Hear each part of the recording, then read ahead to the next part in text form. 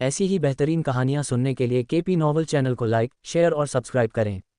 आने वाली कहानियों के बारे में जानने के लिए हमारे टेलीग्राम से जुड़ें। लिंक डिस्क्रिप्शन में है। BTTH डिसाइपल कैशबैक सिस्टम अध्याय 191 मार्शल तकनीक सिखाना। नालन यानारान के लिए इस समय उसका दिल बेचैनी से भरा हुआ था। क्या शिक्षक द्वारा दिया गया कार्य भी इतना कठिन होगा? गुहे द्वारा जियो यिक्सियन को दिए गए कार्य के बारे में सुनने के बाद नालन यानारान चिंता में पड़ गई। उसे नहीं पता था कि गुहे उसे कहाँ भेजेगा, न ही उसे पता था कि गुहे उसे किस तरह का कार्य सौंपेगा। वर्तमान में उन तीनों में से उसकी ताकत सबसे कमजोर थी। हाल ही में उसने डू ग्रैंड मास्टर के पद को प्राप्त किया था। अगर गुहे ने कोई ऐसा कार्य सौंपा जो बहुत कठिन था तो उसे डर था कि वह इसे पूरा नहीं कर पाएगी।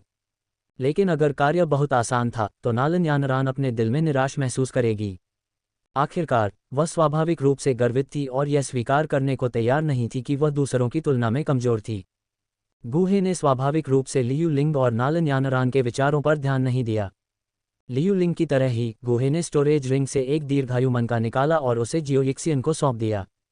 फिर उसने कहा, जियान एर आओ और अपने शिक्षक के सामने घुटने टेको। ये सुनकर जियो यिक्सियन की आंखों में तुरंत प्रत्याशा दिखाई दी और वह आज्ञाकारी रूप से घुटनों के बल बैठ गई।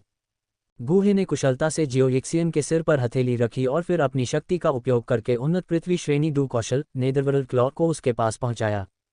इससे पहले कि जियो यिक्सियन प्रतिक्रिया कर पाती, उसने महसूस किया कि उसके दिमाग में बहुत सारी जानकारी भर गई है।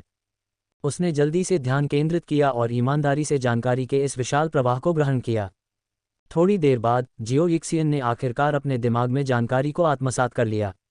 नेदरवर्ल्ड क्लॉ, उन्नत पृथ्वी श्रेणी डू कौशल। ये जानते हुए कि गुहे ने उसे एक उन्नत पृथ्वी श्रेणी डू कौशल दिया है, जियो यिक्सियन उसके पहले लियू लिंग की तरह बहुत आभारी महसूस कर रही थी। गुहे ने जियाओ यिक्सियन को पीछे हटने दिया। उसने नालन यानारान को आगे आने के लिए इशारा किया। नालन यानारान, जो लंबे समय से बेचैन थी, आखिरकार उसकी बारी आई।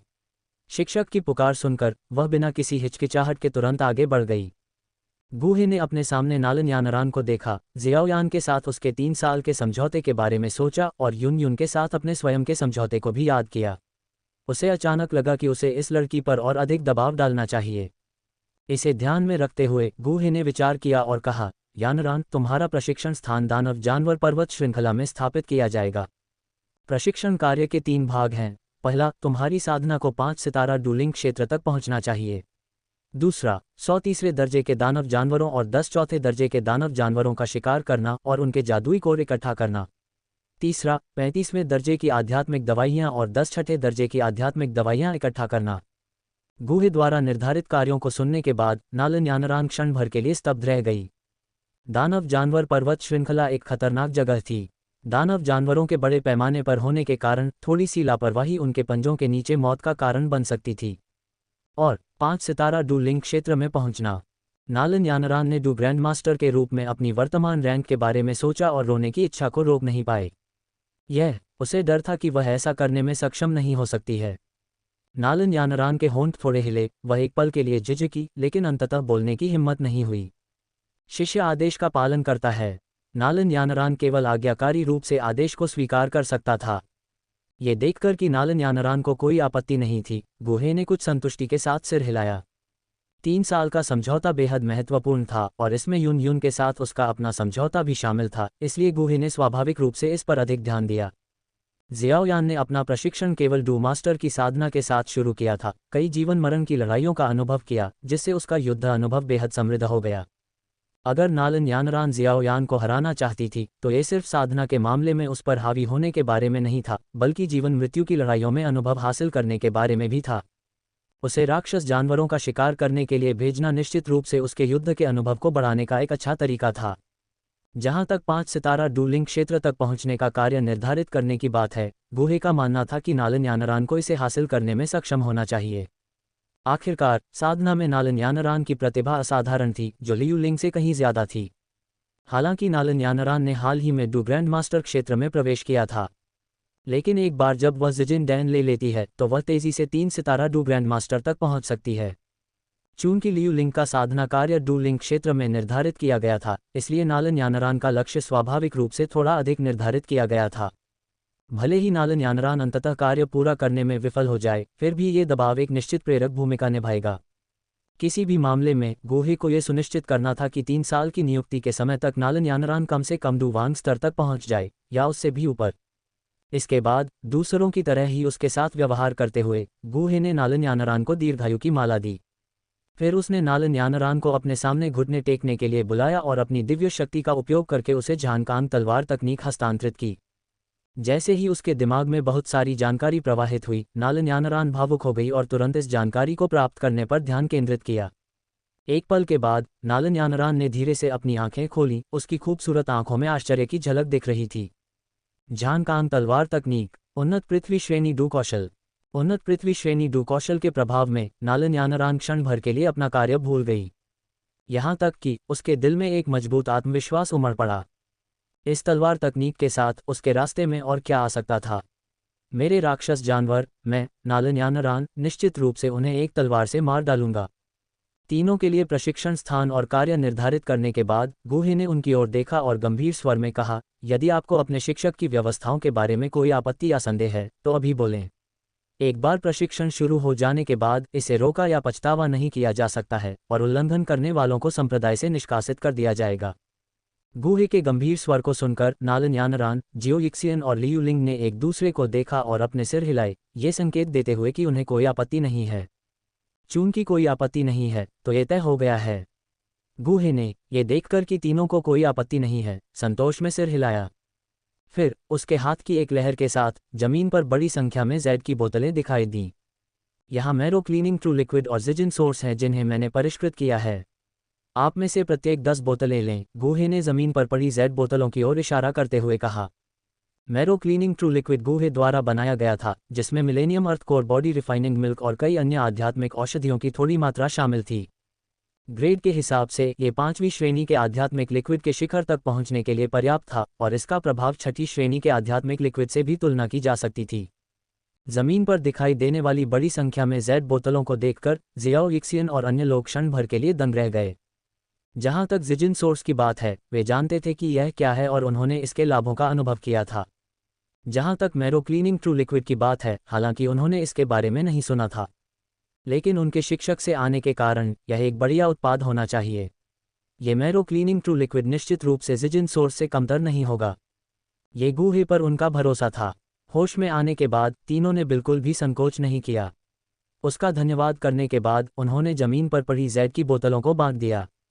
इसके साथ ही गुहे ने अपनी सारी ज़रूरतें समझा दी, जो डू स्किल्स उसे सिखानी थी सिखा दी और जो संसाधन उसके पास थे उन्हें दे दिया।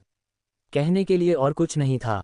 तुम्हारे पहाड़ से नीचे जाने के बाद तुम्हारे शिक्षक को भी मामलों को संभालने के लिए पहाड़ से नीचे जाना होगा।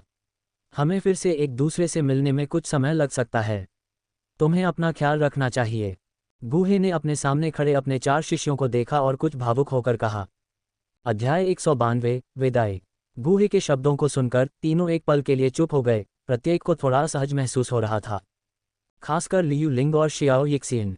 लियू लिंग के लिए गुहे का शिष्य बनने के बाद से वह हमेशा गुहे के साथ रहा था और उसने कभी क्लाउड मिस्ट संप्रदाय को नहीं छोड़ा। ये कहना होगा कि इन वर्षों में गुहे ने उसका बहुत ख्याल रखा था। अब अचानक उसे प्रशिक्षण के लिए पहाड़ से नीचे जाने के लिए कहना वास्तव में लियू लिंग के लिए अप्रत्याशित था। जहां तक शियाओ यिक्सियन की बात है, गुहे का शिष्य बनने के बाद से उसे गुहे से सावधानीपूर्वक देखभाल मिली थी और वह पहले से ही गुहे को अपना परिवार मानती थी। अब गुहे का साथ छोड़ने के लिए कहा जाने पर स्वाभाविक रूप से वह असहज और अनिच्छुक महसूस कर रही थी। जहां तक नालन यानरान की बात है, नालन परिवार की युवा महिला के रूप में उसे बचपन से ही लाड़ प्यार दिया गया था। युन युन द्वारा अपनाए जाने के बाद उसकी स्थिति और भी अधिक प्रतिष्ठित हो गई। उसे कभी कोई शिकायत नहीं हुई। यहाँ तक कि उसकी साधना के लिए आवश्यक संसाधन भी युन युन ने व्यक्तिगत रूप से एकत्रित किए थे। इस बार का प्रशिक्षण उसके लिए भी उतना ही असुविधाजनक था। गुरु, अपना ख्याल रखना। थोड़ी देर बाद तीनों ने खुद को संभाला और कुछ भारी स्वर में बोले। कुछ हद तक गमगीन माहौल देखकर गुहे को थोड़ी बेचैनी महसूस हुई। उसने मुस्कुराहट को मजबूर किया और जोर से कहा, ठीक है, ये सिर्फ एक प्रशिक्षण यात्रा है, इसमें डरने की क्या बात है। क्या तुम्हें अभी भी वो 0 जैद तावीज़ याद हैं जो मैंने तुम्हारे लिए छोड़े थे? अगर तुम सच में किसी जानलेवा संकट का सामना करो तो सीधे तावीज़ को कुचल दो। उस समय मैं चाहे जहां भी रहूं, मैं तुरंत तुम्हारे पास आ जाऊंगा। गुहे ने धीरे से मुस्कुराया। गुहे के शब्द सुनकर नालन यानरान और अन्य लोग भावुक हो गए। फिर उनकी हथेलियों में एक जैद तावीज़ दिखाई दिया। इस जैद तावीज़ को कुचलने से शिक्षक उनके पास आ जाएंगे। अपने हाथों में जैद ताबीज को देखते हुए तीनों ने सहज रूप से अपनी पकड़ मजबूत कर ली। अगर यह जैद ताबीज वास्तव में शिक्षक को उनके पक्ष में ला सकता है तो यह इस प्रशिक्षण यात्रा के दौरान उनके लिए एक जीवन रक्षक ताबीज होगा और वे इसे कोई नुकसान नहीं पहुंचा सकते। ठीक है, मैंने वह सब कह दिया है जो मुझे कहना था। वापस जाओ और तैयारी करो, फिर पहाड़ से नीचे जाओ। इस बिंदु पर, जैसे कि कुछ सोच रहा हो, गूहे ने कहा, इस प्रशिक्षण को 1 वर्ष के भीतर रखने की कोशिश करो। भले ही तुमने कार्य पूरा नहीं किया हो, क्लाउड मिस्ट संप्रदाय में वापस लौट आओ। मुझे कम से कम ये तो बताओ कि तुम सुरक्षित हो या नहीं। क्या तुम समझे? तीनों ने गंभीर स्वर में उत्तर दिया, शिष्य आज्ञा मानते हैं। खासकर तुम दोनों। गूहे ने जियाओ यिक्सियन और लियू लिंग की ओर देखा और उन्हें याद दिलाया, 1 साल बाद शाही राजधानी में अल्केमिस्ट ग्रैंड असेंबली की मेजबानी की जाएगी, जो अलग दिखने का एक शानदार अवसर है। मुझे उम्मीद है कि आप दोनों तुरंत भाग ले सकेंगे। अगर आप दोनों में से कोई भी अल्केमिस्ट ग्रैंड असेंबली में प्रथम स्थान जीत सकता है तो मैं यहाँ एक विशेष उपहार तैयार करूंगा। गूहे मुस्कुराया। अल्केमिस्ट ग्रैंड असेंबली, ये सुनकर जियाओ यिक्सियन और लियू लिंग की आंखें चमक उठीं। उन्होंने एक साथ कहा, गुरु निश्चिंत रहें, शिष्य निश्चित रूप से आपको निराश नहीं करेंगे। यह अच्छा है। गूहे ने स्वीकृति में सिर हिलाया, फिर अपना हाथ हिलाया, जाओ जाओ, और कुछ कहने का कोई फायदा नहीं है। अब से ये तुम पर निर्भर है। लियू लिंग ने सिर हिलाया और कहा, शिष्य पहले विदा लेंगे। गुरु, अपना ख्याल रखना। बोलने के बाद लियू लिंग ने जियाओ यिक्सियन और नालन यानरान की ओर देखा और धीरे से कहा, दूसरी जूनियर बहन, तीसरी जूनियर बहन, अपना ख्याल रखना। बड़े वरिष्ठ भाई, आप भी अपना ख्याल रखना। नालन यानरान और जियाओ यिक्सियन ने अपनी सच्ची भावनाएं व्यक्त कीं। जियाओ यिक्सियन ने मजाकिया अंदाज में कहा, बड़े वरिष्ठ भाई, आपको कड़ी मेहनत करनी होगी। 1 साल बाद अल्केमिस्ट ग्रैंड असेंबली में मैं आपको आसानी से नहीं छोड़ूंगा। लियू लिंग ने सिर हिलाया और जोर से कहा, छोटी बहन, साधना की गति के मामले में मैं शायद आपकी तरह अच्छा न हो, लेकिन जब कीमिया की बात आती है तो मैं जरूरी नहीं कि आपसे हार जाऊं। ये कहने के बाद लियू लिंग ने अपना हाथ हिलाया और शालीनता से आंगन से बाहर निकल गया। इस समय ये युवक जो संरक्षण में था, एक पल में बहुत बड़ा हो गया था। लियू लिंग के चले जाने के बाद नालन यानरान और जियाओ यिक्सियन ने उनके बगल में उदास किंगलिन को देखा। उन्होंने अपने शरीर को नीचे किया और धीरे से सांत्वना दी, छोटी छोटी बहन, अब जब सीनियर बहन चली गई है तो आपको अपना ख्याल रखना चाहिए, कड़ी मेहनत करनी चाहिए, और जब आप मजबूत हो जाएंगी तो सीनियर बहन आपको लेने आएंगी। किंगलिन, जो शुरू में अनिच्छुक थी, जब उसने उनकी बातें सुनी तो तुरंत दोनों की बाहों में कूद पड़ी। उसकी आंखों से आंसू बहने लगे और वह रो पड़ी, सीनियर बहन, मैं आपको जाते हुए नहीं देख सकती। महीनों की संगति ने तीनों के बीच के रिश्ते को और गहरा कर दिया था। वे एक दूसरे की मौजूदगी के आदी हो गए थे। किंगलिन को एक छोटी सी बिल्ली के बच्चे की तरह रोता देख जियाओ यिक्सियन और नालन यानरान भी बहुत असहज महसूस करते थे, लेकिन शिक्षक के आदेशों का उल्लंघन नहीं किया जा सकता था। वे केवल उसे दिलासा दे सकते थे, किंगलिन, अच्छा बनो। सीनियर सिस्टर अभी कुछ समय के लिए जा रही हैं।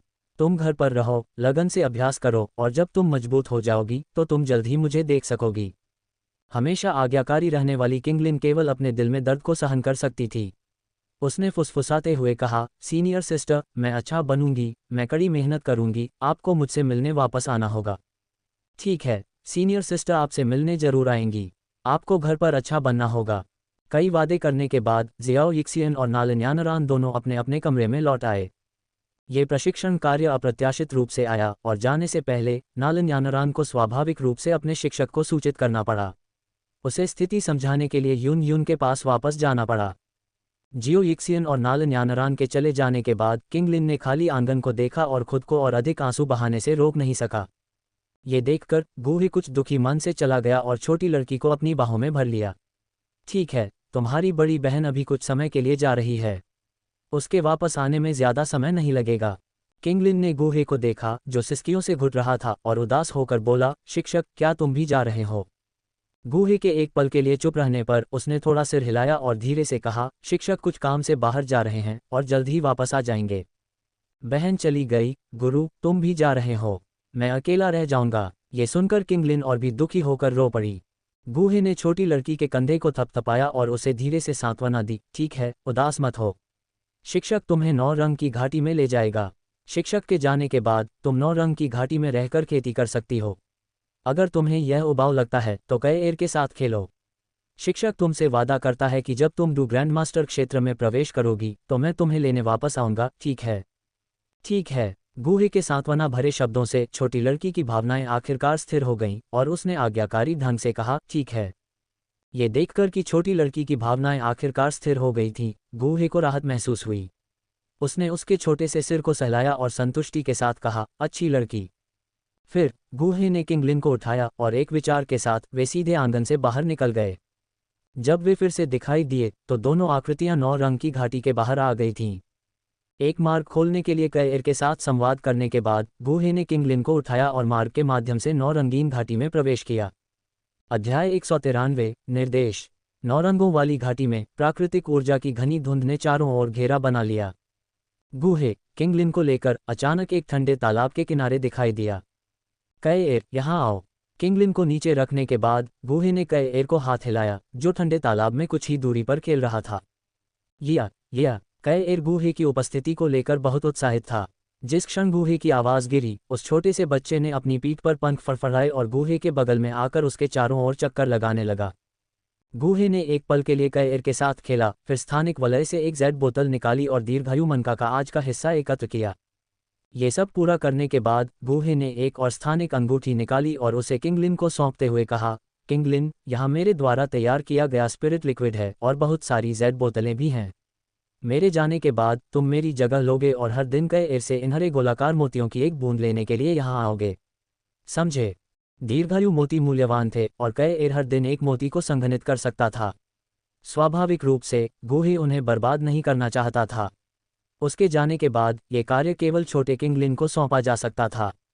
ये सुनकर किंगलिन ने गूहे के हाथ से जेड की बोतल ली, आज्ञाकारी ढंग से सिर हिलाया और कहा, हाँ शिष्य, समझ गया। इसके बाद किंगलिन ने अपने बगल में कैएर को देखा और स्पष्ट आवाज में कहा, कैएर, बहुत समय हो गया। या किंगलिन का अभिवादन सुनकर कैएर ने तुरंत अपने पंख फड़फड़ाए और बचकानी आवाजें निकालते हुए किंगलिन के पास उड़ गई। पिछले 2 महीनों में गूहे द्वारा किंगलिन को अक्सर साधना के लिए यहाँ लाया जाता था। कई बार बातचीत के बाद ये दोनों छोटी लड़कियां अच्छी दोस्त बन गई थीं। किंगलिन ने अपना छोटा हाथ बढ़ाया और कैएर खुशी से उसकी हथेली में उतर गई, खुशी से उछल पड़ी। किंगलिन के छोटे चेहरे पर भी मुस्कान दिखी। कुछ पल के लिए वह भूल गई कि उसकी बड़ी बहन और शिक्षिका जल्द ही चली जाएंगी। छोटी लड़की को खुशी से मुस्कुराते हुए देखकर गूहे की आंखों में भी संतोष की झलक दिखी। कैएर के साथ होने से किंगलिन को अकेलापन महसूस नहीं होना चाहिए।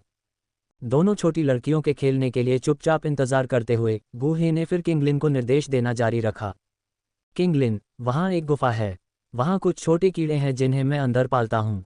याद रखना, हर हफ्ते उन्हें खिलाने के लिए बाहर से कुछ कम स्तर के जादुई जानवर लाना।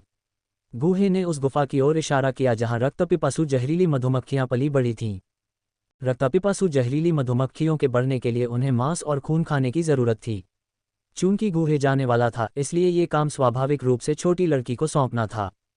उसके बाद गूहे ने किंगलिन को कुछ और बातें ध्यान से समझाईं, जैसे कि औषधीय उद्यान की देखभाल करना और हेबोडोन द्वारा भेजी गई 6ठी श्रेणी की आत्मा की दवाइयों को संभालना। सब कुछ समझाए जाने के बाद गूहे ने कैएर को बगल में उड़ते हुए देखा और कहा, कैएर, मेरे जाने के बाद तुम्हें किंगलिन की अच्छी तरह से रक्षा करनी होगी। उसे चोट न लगने देना। कैएर की आत्मा क्षेत्र की आत्मा शक्ति के साथ ये पूरे यूनलान संप्रदाय को घेरने के लिए पर्याप्त थी, इसलिए एक छोटे से किंगलिन की रक्षा करना स्वाभाविक रूप से आसान था। या दोस्तों, रक्षा करो। गूहे की बातें सुनकर नन्हे ने तुरंत अपनी बचकानी आवाज में ये यास कहा, लगता है कि तुम दोनों का रिश्ता अच्छा है। गूहे ने ये सुनकर थोड़ा मुस्कुराया और कहा, हाँ, किंगलिन तुम्हारी अच्छी दोस्त है। तुम्हें उसकी अच्छी तरह से रक्षा करनी चाहिए। फिर गूहे ने किंगलिन की ओर देखा और धीरे से कहा, किंगलिन, अब से यहाँ रहो और स्वर्गीय सर्प तकनीक की साधना पर ध्यान केंद्रित करो। Triple Z green snake flower pupils की क्षमताओं को विकसित करने की पूरी कोशिश करो। जल्द ही तुम अपनी 2 बड़ी बहनों के बराबर पहुंच जाओगी। अगर तुम्हें कभी बोरियत महसूस हो तो तुम कुछ समय के लिए वापस आंगन में भी जा सकती हो। कैएर की सुरक्षा के साथ किंगलिन यूनलान संप्रदाय के पीछे के पहाड़ों में स्वतंत्र रूप से घूम सकती थी।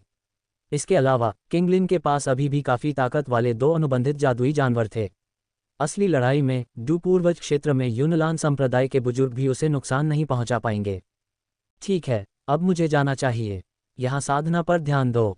सब कुछ समझाने के बाद गूहे ने आखिरकार ये शब्द कहे। शिक्षक, ये सुनकर कि गूहे जा रहा है, किंगलिन का छोटा सा चेहरा अचानक घबरा गया। उसकी आंखें तुरंत अनिच्छा से भर गईं और आंसू चमक उठे। अच्छा रहो किंगलिन, तुम्हें मजबूत बनना सीखना चाहिए।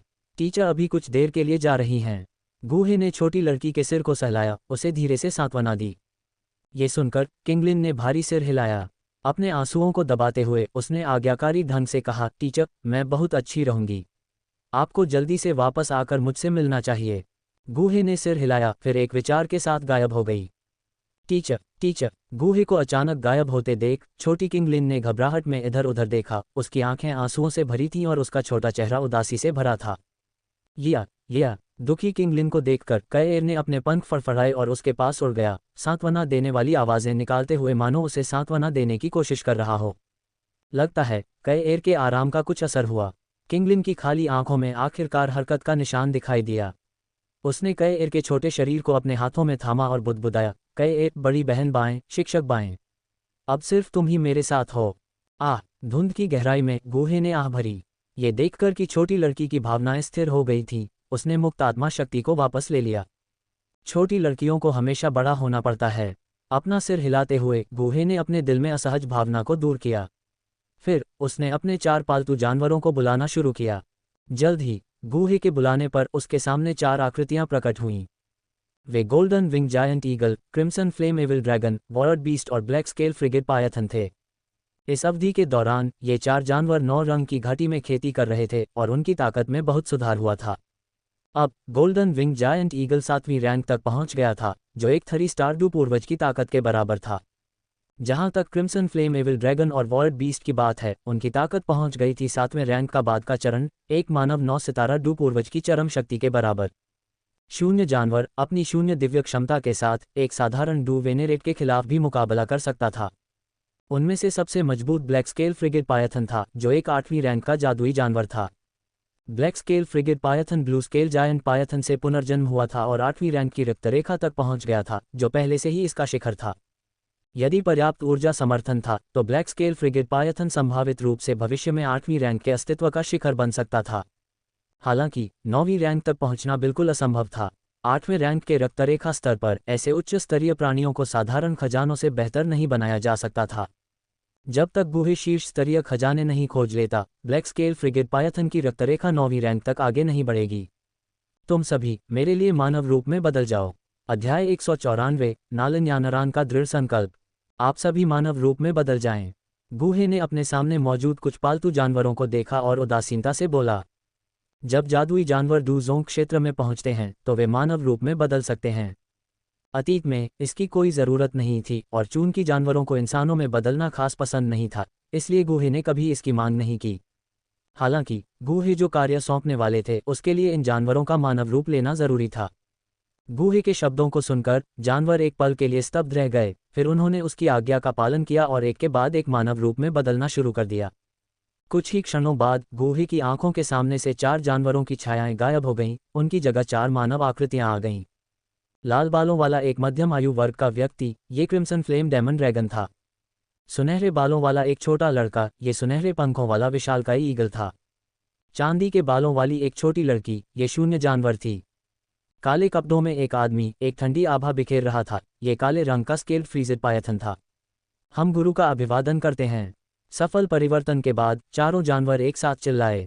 गूहे की नज़र 4 मानव आकृतियों पर पड़ी, अंततः लाल बालों वाले मध्यम आयु वर्ग के व्यक्ति, सुनहरे बालों वाले छोटे लड़के और चांदी के बालों वाली छोटी लड़की पर टिकी, गंभीरता से बोलते हुए, क्रिम्सन ड्रैगन, लिटिल जिन, शून्य, मेरे पास आप तीनों के लिए एक महत्वपूर्ण कार्य है।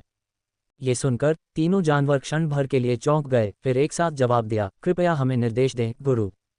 अच्छा। गूहे ने सिर हिलाया, फिर सीधे कहा, मेरे 3 शिष्य हैं जो प्रशिक्षण के लिए पहाड़ छोड़ने वाले हैं। मुझे आप तीनों की ज़रूरत है कि आप उनका अनुसरण करें और गुप्त रूप से उनकी रक्षा करें।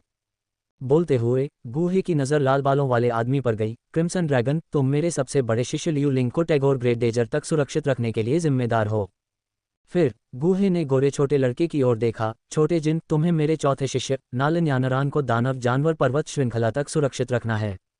आखिरकार गूहे चांदी के बालों वाली छोटी लड़की की ओर मुड़ा, शून्य, तुम्हें मेरे दूसरे शिष्य की रक्षा करनी है, जो युन साम्राज्य की ओर जा रहा है।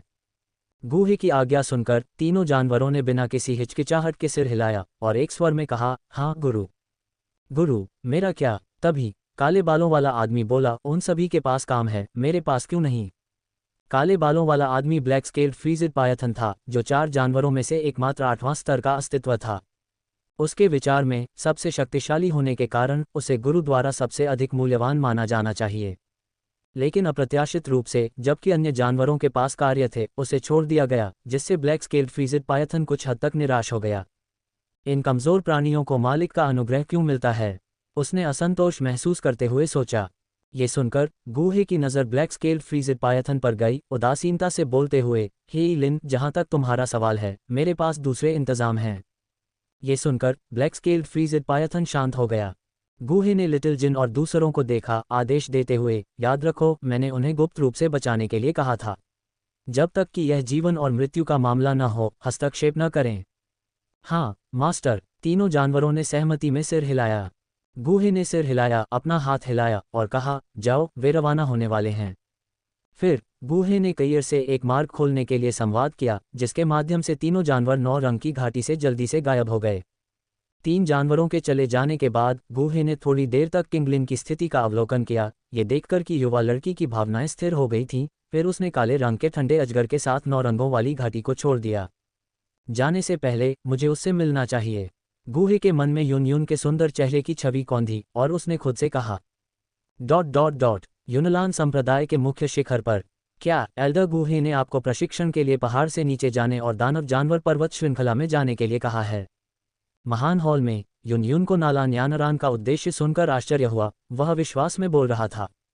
सिर्फ मुझे ही नहीं, बहन जियान और भाई लियू लिंग को शिक्षक ने अलग अलग जगहों पर प्रशिक्षण देने के लिए नियुक्त किया है। नालान यानरान ने गूहे द्वारा शुरू से अंत तक दिए गए प्रशिक्षण कार्य को यून को समझाया। यून साम्राज्य, टैगोर महान रेगिस्तान। क्या गूहे पागल हो गया है? नालान यानरान की बातें सुनने के बाद यून के हाव भाव फिर से नाटकीय रूप से बदल गए और उसकी खूबसूरत आंखों में आश्चर्य दिखाई दिया।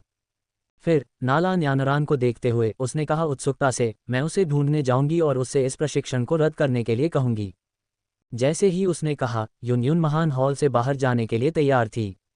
मत करो। इस समय नालन यानरान ने अचानक यून को रोकने के लिए आवाज लगाई। ये सुनकर यून अपनी जगह पर रुक गई और पीछे मुड़ी, केवल नालन यानरान को दृढ़ निश्चयी भाव से देखा। क्यों यानरान, क्या तुम जानते हो कि दानव जानवर पर्वत श्रृंखला कितनी खतरनाक है? यहाँ तक कि मैं तुम्हारा शिक्षक होने के नाते वहाँ अपनी सुरक्षा की गारंटी नहीं दे सकता। दानव जानवर पर्वत श्रृंखला में अपने स्वयं के निकट मृत्यु अनुभव को याद करते हुए यून भयभीत भाव दिखाने से खुद को रोक नहीं पाए। नालन यानरान उसकी एकमात्र शिष्या थी और वह उसे खतरनाक दानव जानवर पर्वत श्रृंखला की ओर जाते हुए नहीं देख सकती थी। मैं समझती हूँ, लेकिन मैं प्रशिक्षण के लिए दानव जानवर पर्वत श्रृंखला पर जाने को तैयार हूँ, नालन यानरान ने उत्तर दिया। उसकी अभिव्यक्ति अभी भी दृढ़ थी। शिक्षक गूहे सही कह रहे हैं। जन्म से लेकर अब तक मैंने कभी भी जीवन मृत्यु की लड़ाई का अनुभव नहीं किया है। किसी व्यक्ति की क्षमता केवल ज्वालामुखी की तरह तब फूटती है जब उसका जीवन खतरे में होता है। मेरे पिछले गुनगुने अभ्यास के साथ मुझे डर है कि मैं कभी भी एक सच्चा मजबूत अभ्यासी नहीं बन पाऊंगा। ये कहते हुए नालन यानरान ने चमकती आंखों से यून को देखा। उसका स्वर गंभीर था। गुरु, मैं गंभीर हूँ।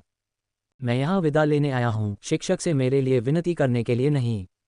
मुझे उम्मीद है कि शिक्षक मुझे पहाड़ से नीचे जाने देंगे और शिक्षक गूहे के पास नहीं जाएंगे, क्योंकि मैं नहीं चाहता कि शिक्षक गूहे मुझे नीची नज़र से देखें।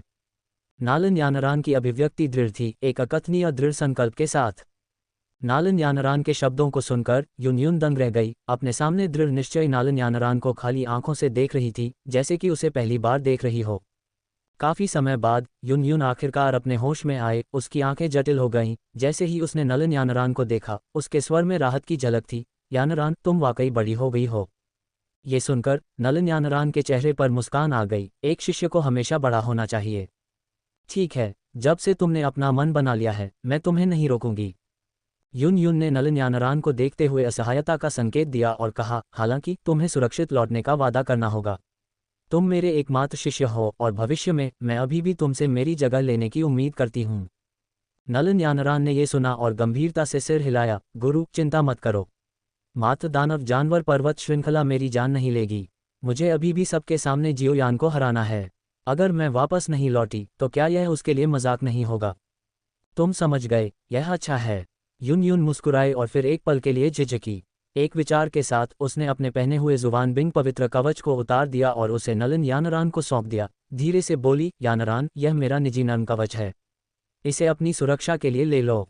नलन यानरान ने मना नहीं किया, नर्म कवच ले लिया, फिर यून यून को अलविदा कहा और सीधे महान हॉल से बाहर निकल गई। यून यून ने नलन यानरान की विदा होती हुई आकृति को देखा, उसकी आंखों में चिंता का एक संकेत था। मैंने तुम्हें जो दिया था उसे लापरवाही से देने की अनुमति किसने दी? तभी महान हॉल में अचानक एक स्पष्ट आवाज गूंजी।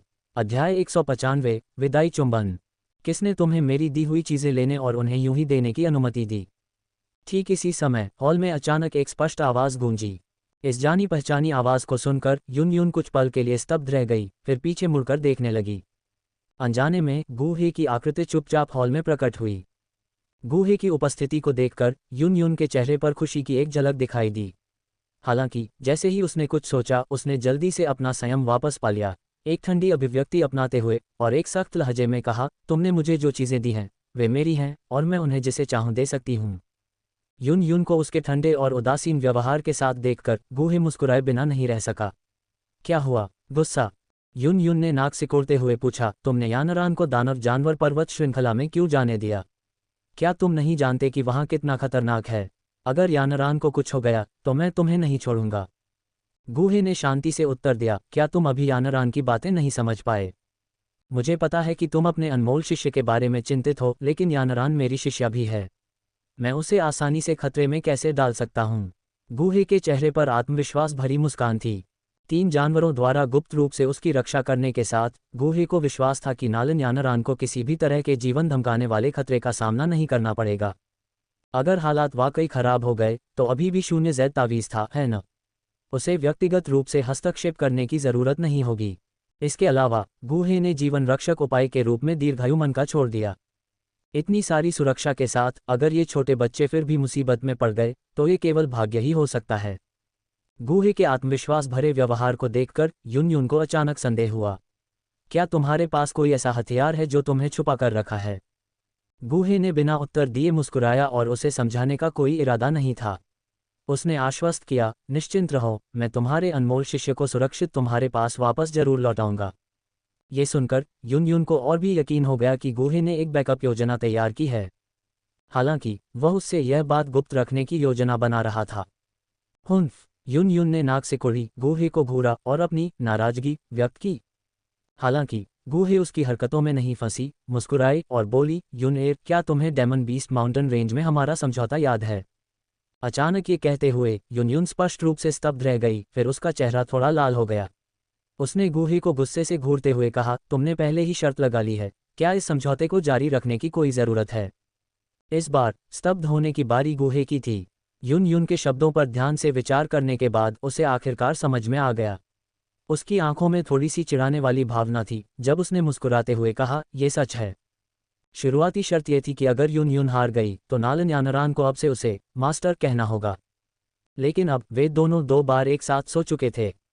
अगर वे इस बारे में सख्त होते तो नालन यानरान पहले से ही यून यून को मास्टर कह सकती थी।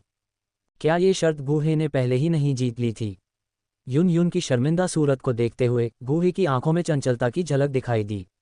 उसने मुस्कुराते हुए सुझाव दिया, क्या हम शर्त को थोड़ा संशोधित कर सकते हैं?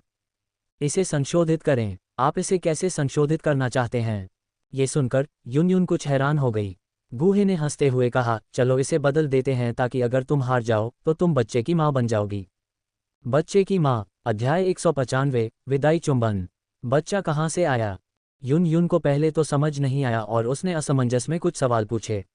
अचानक उसे एहसास हुआ कि उसका क्या मतलब है और उसके नाजुक चेहरे पर शर्मिंदगी फैल गई। उसने शर्मिंदगी से कहा, तुम सपना देख रही हो? हा हा हा। गूहे ने सफलतापूर्वक यून यून को चिढ़ाया और खुद को हंसने से रोक नहीं पाया। हंसने की हिम्मत मत करना। यून यून ने गूहे को घूरते हुए अपनी नाराजगी जाहिर की। गूहे ने उसकी बातें सुनकर तुरंत अपना मुंह बंद कर लिया। फिर उसने यून यून को गंभीरता से देखा और उसके चेहरे की मुस्कान धीरे धीरे गायब हो गई। उसने गंभीरता से कहा, यूनएर, मैं इस बार तुम्हें अलविदा कहने आया हूँ। तुम जा रही हो? गूहे की बातें सुनकर यून यून अपनी शर्मिंदगी भूल गई और उत्सुकता से पूछा। हाँ। गूहे ने सिर हिलाया और कहा, मैं जल्द ही जाऊंगा, जाने से पहले तुमसे मिलने आया हूँ। गूहे ने बोलते हुए यून यून के पास पहुंचकर कहा। गूहे को अपनी ओर आते देखकर यून यून ने एक पल की चुप्पी के बाद आखिरकार पूछा, इस बार तुम कितने समय के लिए जाओगे? लगभग 1 साल। गूहे ने एक समय सीमा बताई और मुस्कुराते हुए कहा, मैं उस दिन जरूर वापस आऊंगा जब नालन यानरान जियाओ यान से मुकाबला करेगा। ये सुनकर युन युन के मोहक लाल होंठ हिल गए और उसने आखिरकार कहा, ध्यान रखना, सुरक्षित वापस आना सुनिश्चित करना। युन युन की खूबसूरत आंखों में चिंता को महसूस करते हुए गूहे ने अपने दिल में गर्मजोशी महसूस की, सिर हिलाया और कहा, चिंता मत करो, मैंने अभी तक तुमसे शादी नहीं की है, मैं खुद को मरने नहीं दूंगा। कौन तुमसे शादी करना चाहता है, बेशर्म। ये सुनकर युन युन उसे फिर से डांटने से खुद को रोक नहीं सका।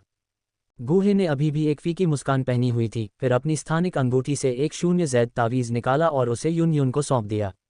उन्होंने कहा, युन मेरे जाने के बाद अगर संप्रदाय को खतरा होता है तो संकोच न करें।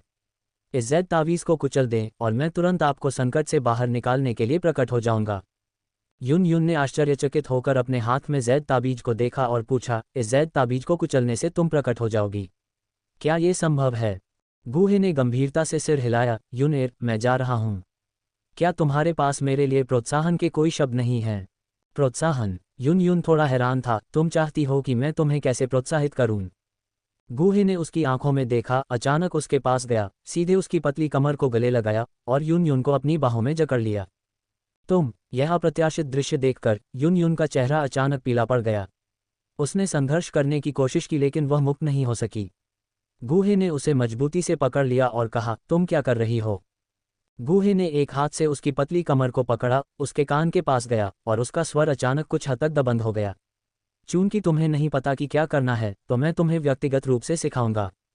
ऐसा कहते हुए गूहे ने अचानक अपना सिर नीचे किया और उसके लाल होठों को चूमा, उसकी पतली कमर को कसकर गले लगाया, उसे जोर से चूमा।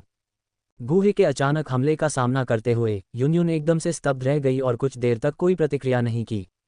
प्रतिक्रिया करने के बाद वह एक पल के लिए झिझकी। इस बार उसने प्रतिरोध नहीं किया, भले ही प्रतिरोध व्यर्थ था। इसके बाद युन युन ने धीरे से अपनी आंखें बंद कर लीं जिससे गूहे उसे जोश से चूम सके। गूहे युन युन को दबंगई से पकड़े हुए युन युन के नाजुक शरीर को अपने में पिघलाना चाहता था। उसने युन युन के स्वाद का ध्यानपूर्वक स्वाद लिया, मानो इस स्वाद को हमेशा याद रखना चाहता हो। काफी समय बाद युन युन को अचानक कुछ महसूस हुआ और उसने धीरे से अपनी आंखें खोलीं। उसे नहीं पता था कि कब, लेकिन गूहे की आकृति हॉल से पहले ही गायब हो चुकी थी। वह चला गया। खाली हॉल को देखते हुए युन युन अचानक थोड़ा खोया हुआ महसूस कर रही थी। फिर उसने अपने हाथ में अभी भी गर्म ज़ैद ताबीज को देखा, उसकी खूबसूरत आंखों में एक जटिल भाव दिखाई दिया। उसे वापस आना ही होगा। अपने हाथ में ज़ैद ताबीज को सहलाते हुए युन युन ने खुद से फुसफुसाया। अध्याय 196, सर्प जाति के कबीले की ओर बढ़ना। युनलान संप्रदाय के तल पर गूहे की आकृति अचानक प्रकट हुई। उसने पीछे युनलान संप्रदाय के द्वार पर नजर डाली और फिर धीरे धीरे घूमा। हे लिन, चलो चलते हैं। जैसे ही गूहे की आवाज़ गिरी, एक काले कपड़े पहने आदमी उसके सामने आया। उसकी आकृति पलक झपकते ही एक विशाल काले सांप में बदल गई। गूहे की आकृति चमक उठी, हे लिन की पीठ पर उतरी। चलो, सर्प जाति के कबीले की ओर बढ़ते हैं।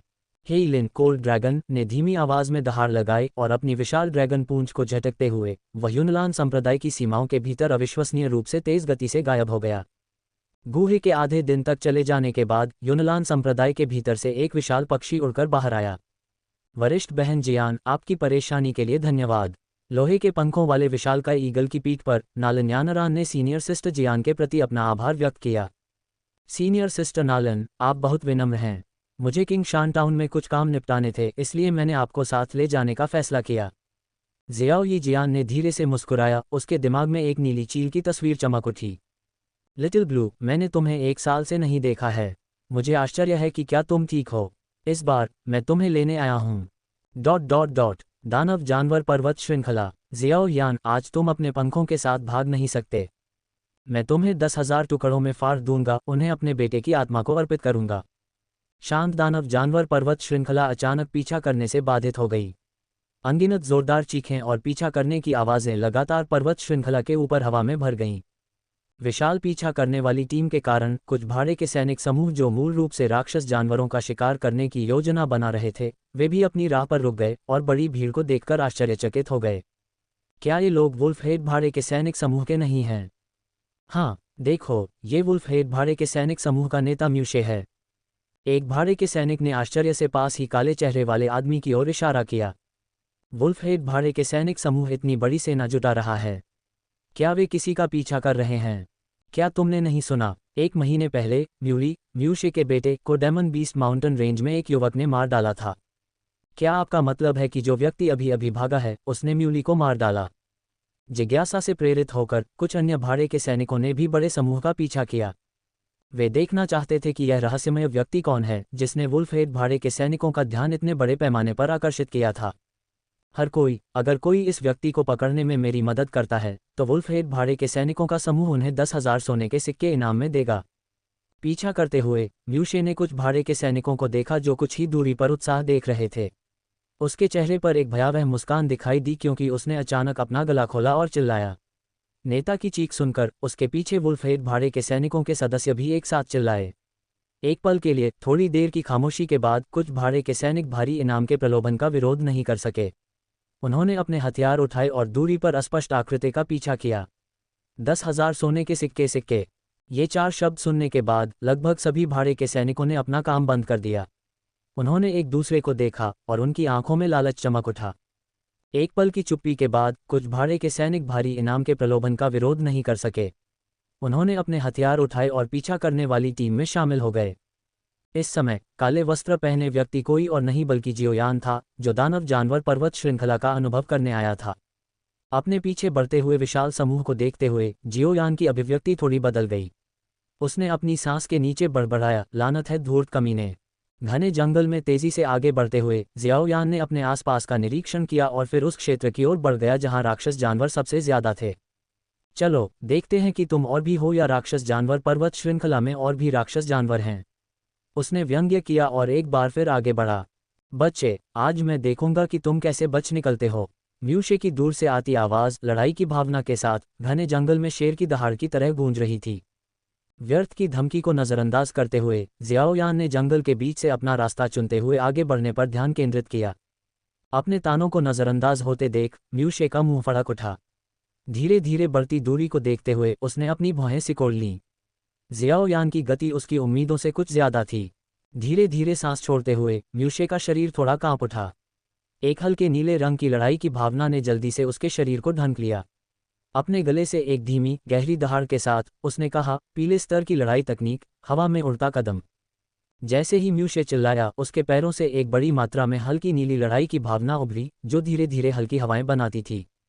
जमीन पर एक जोरदार कदम के साथ म्यूशे का फिगर विस्फोटक रूप से बाहर निकला, पहले की तुलना में काफी तेज, लगभग उसकी पिछली गति से 2 गुना। लानत है, पीछे से हवा के टूटने की हल्की आवाज आई जिससे जियाओयान जल्दी से मुड़ गया। जब उसने म्यूशे को तेजी से आते देखा तो वह आश्चर्यचकित हुए बिना नहीं रह सका। उसने अपनी उंगली हिलाई और उसकी हथेली में एक पुनर्स्थापनात्मक गोली दिखाई दी जिसे उसने जल्दी से निगल लिया ताकि भस्म हो चुकी लड़ाई की भावना को फिर से भर सके। जियाओयान, मैं आज तुम्हें मार डालूंगा। उनके बीच घटती दूरी को देखते हुए म्यूशे के चेहरे पर एक क्रूर हत्या का इरादा उभर आया और उसने ठंडे स्वर में घोषणा की, अपनी मां के बड़े सिर वाले भूत को भाड़ में जाओ। जियोयान ने जवाब दिया, अपने दाहिने हाथ को पीछे की ओर घुमाते हुए एक भयंकर अदृश्य शक्ति को मुक्त किया। अदृश्य होने के बावजूद म्यूशे बल के कारण उत्पन्न हवा के दबाव को महसूस कर सकता था। एक ठंडी खर्राटे के साथ उसने एक मुक्का मारा जिससे उसके सामने अचानक हवा का झोंका आ गया।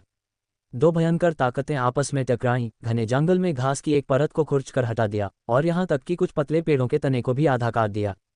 वास्तव में कुछ नींव है। कोई आश्चर्य नहीं कि तुम इतने घमंडी हो। पहली बार जियोयान से उलझते हुए म्यूशे की आंखों में आश्चर्य की झलक दिखी। उसने फिर से जोर से जमीन पर पैर पटका और उसका चेहरा दर्जनों मीटर दूर चला गया। बच्चे, ये खत्म हो गया। लगातार कदमों के साथ म्यूशे जियोयान के करीब पहुंच रहा था। अपने सामने बेतहाशा भाग रहे युवक को देखकर मुस्कराते हुए उसने धमकी भरे अंदाज में कहा, ये तुम्हारे लिए खत्म हो गया। अपनी बूढ़ी मां को भाड़ में जाओ। जियोयान के मुंह से अश्लील शब्द निकले जिससे पीछा कर रहे म्यूशे को गुस्सा आ गया और उसका चेहरा लोहे जैसा नीला हो गया। सिर को थोड़ा घुमाते हुए जियोयान ने उदास चेहरे के साथ उसके पीछे पीछा कर रहे म्यूशे को देखा। उसके पीछे कुछ ही दूरी पर विशाल भाड़े के सैनिकों का पीछा करने वाला दल था। बेबसी से आह भरते हुए जियोयान ने अपने होंठ सिकोड़े। उसने पीछे से भारी रूलर निकाला, एक गहरी सांस ली और अपने हाथ को घुमाते हुए उसने उसे अपने स्टोरेज रिंग में रख लिया। तुम धीरे धीरे पीछा कर सकते हो, मैं अब तुम्हारे साथ नहीं खेलूंगा। व्यंग करते हुए जियाओयान ने अपने पैर की उंगलियों से जमीन को धक्का दिया। उसकी गति अचानक आसमान छू गई और हरे रंग के पैटर्न वाले कपड़े एक हरे रंग की छाया में बदल गए, जो तेजी से कुछ हद तक अंधेरे घने जंगल में गायब हो गए। जियाओयान की गति को अचानक बढ़ता देख मूशे का चेहरा बदल गया। उसे कुछ हद तक अविश्वसनीय लगा कि 2 सितारा पवन विशेषता डू मास्टर के रूप में उसकी ताकत और उसके शरीर की गति मार्शल आर्ट की सक्रियता के साथ वह एक लड़ाकू को नहीं पकड़ सकता। यह उसके लिए कुछ हद तक झटका था। जियाओयान, चाहे तुम कहीं भी भागो, मैं तुम्हें भागने नहीं दूंगा। मूशे ने गुस्से में उस दिशा में दहाड़ लगाई जहां जियाओयान गायब हो गया था। अध्याय 197 डू पूर्वज क्षेत्र। असीम रेगिस्तान के ऊपर एक विशाल ड्रैगन आसमान में उड़ रहा था। ड्रैगन के शरीर पर एक आकृति स्थिर खड़ी थी, आंखें नीचे के दृश्य का सर्वेक्षण कर रही थीं। हम सांप लोगों के क्षेत्र के करीब पहुंच रहे हैं। आत्मा की शक्ति दूर की ओर बढ़ी और एक पल के बाद गूहे एक निष्कर्ष पर पहुंचे। इंपीरियल क्लाउड संप्रदाय को छोड़े हुए उन्हें पूरे 3 दिन हो चुके थे। इन 3 दिनों में गूहे ने इंपीरियल क्लाउड राजधानी से साम्राज्य की सीमा पर विशाल टैग्रे रेगिस्तान तक ब्लैक स्केल फ्रीजिड पायथन पर सवार होकर यात्रा की। मुझे आश्चर्य है कि वे छोटे लोग कैसे कर रहे हैं। गूहे के दिमाग में जियाओ यिक्सियन और अन्य लोगों की छवियां चमक उठीं। उनकी गति के साथ वे शायद अभी तक अपने गंतव्य तक नहीं पहुंचे थे। भले ही जियाओ यिक्सियन के पास उड़ने वाले पालतू जानवर के रूप में आयर नविंग जायंट ईगल था, लेकिन चुयून साम्राज्य से दूरी बहुत बड़ी थी और उन्हें कई शाही चौकियों से गुजरना पड़ा। जियो यिक्सियन को इंपीरियल क्लाउड एम्पायर तक पहुंचने में शायद 20 दिन लग गए होंगे।